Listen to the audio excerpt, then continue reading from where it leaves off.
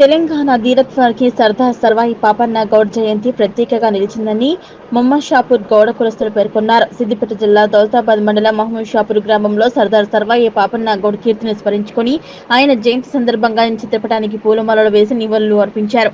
ఈ సందర్భంగా వారు మాట్లాడుతూ శతాబ్దాల కిందటే రాజరిక నిరంకుశత్వానికి వ్యతిరేకంగా పేద ప్రజలను సంఘటితం చేసిన ఏకైక గనుడు సర్దార్ సర్వాయి పాపన్న గౌడ్ అని కొనియాడారు. రాజకీయ సామాజిక సమానత్వమే మూల సూత్రంగా గోల్కొండను ఏలిన బహుజన కీర్తిచక్రవర్తిగా సర్వాయి పాపన్న గౌడ్ ధీర చరిత్ర అసామాన్యమైందని గుర్తు చేశారు.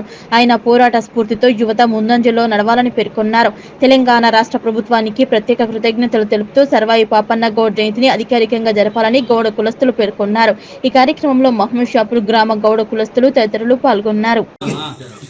ఈరోజు మమ్మషాపూర్ గ్రామంలో దౌలతాబాద్ మండలం జిల్లా సిద్దిపేట దౌలతాబాద్ గ్రామ పంచాయతీలో ఈరోజు మన సర్వాయి పాపన్న 374వ దిన శుభాకాంక్షలు జరుపుతూ అదేవిధంగా ఆయన రజాకారులప్పుడు కూడా కానీ లింగ బలహీన వర్గాల ఆశాజ్యోతి ఆ రోజు నాడు రజాకారులతో కొట్లాడి సమన్వయంగా అందరికీ కూడా సమానం ఉండాలని చెప్పి కొట్లాడిన సర్దార్ పాపన్న ఈరోజు జయంతి ఘనంగా మమ్మషాపూర్ గ్రామంలో జరుపుకుంటారు. తెలంగాణ రాష్ట్ర ప్రజలకందరికీ 374వ జయంతి సర్దార్ పాపన్న గౌడ్ జయంతిగా శుభాకాంక్షలు.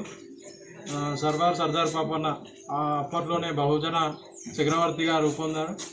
బహుజనుల కోసం ఎన్నో పోరాటాలు చేసి మనకి బహుజన బీసీ రాజ్యాధికారం రావాలని చాలా పోరాడాడు.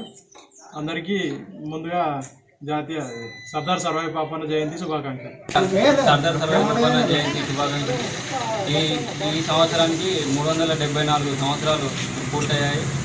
ఇతడు ఒక బీసీ కులానికి, ఒక గౌడ కులానికి కాకుండా ప్రతి ఒక్కరికి ఆదర్శంగా నిలిచాడు.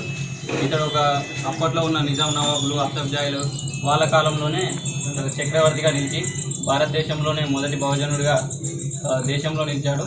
ఇతను సర్దార్ సర్వాయి పాపన్న గౌడ్ కిలాషాపూర్ నుంచి మొదలుపెట్టి గోల్కొండ కోట వరకు తన రాజ్యాన్ని విస్తరించి ఒక బహుజనులను ఒక స్థాయికి తెచ్చాడంటే ఇతని యొక్క రాజ్యాధికార విస్తరణ వల్లనే. కాబట్టి అందరం ఇతను ఒక గౌడ కులానికి కాకుండా ప్రతి ఒక్కరికి ఆదర్శంగా తీసుకొని ప్రతి జయంతి ఇలాగే జరుపుకోవాలని కోరుకుంటూ